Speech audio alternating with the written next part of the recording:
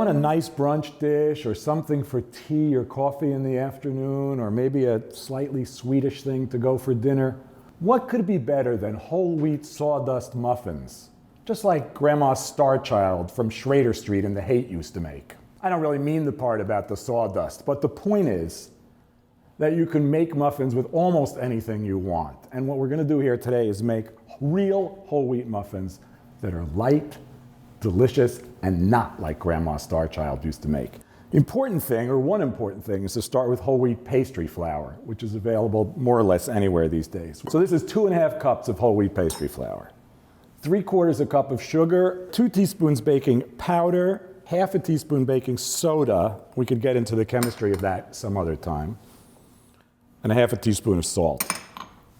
So those are your dry ingredients. Just mix that together lightly.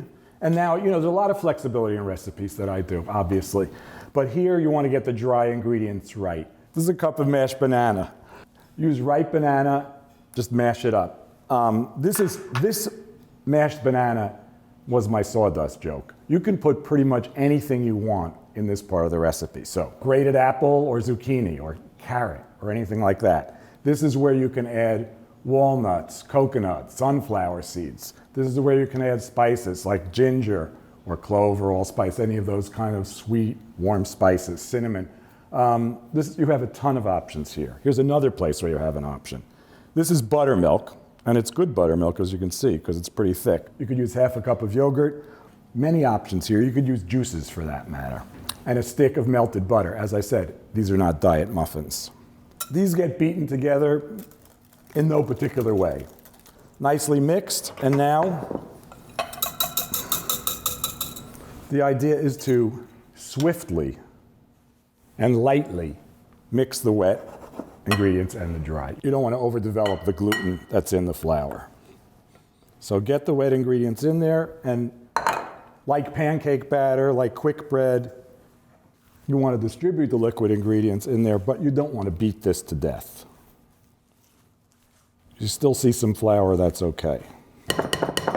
So this will make 12 muffins. You want to fill these liners fairly high because these don't rise a lot. And I know they look, if you're used to making muffins, I know they look kind of dense. You don't have to use liners. You could use a greased muffin tin, or you could even rely on the no-stick properties of a muffin tin. I like liners, and then you can open a little bakery like Grandma Starchild in the Haight, or maybe Shattuck Avenue in Berkeley, or Madison, Wisconsin.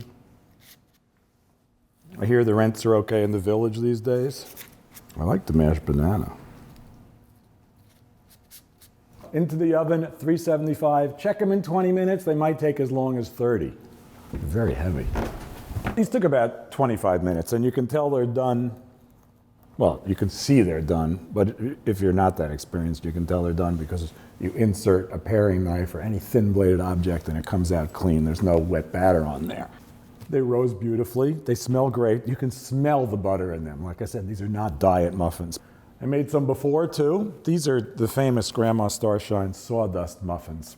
Actually, these are pumpkin muffins, and as I said, for that banana puree, you can use pretty much any sort of mushy liquid ingredient you want. You can use pumpkin, squash, butternut squash is really great here, applesauce, as I said. But back to our banana.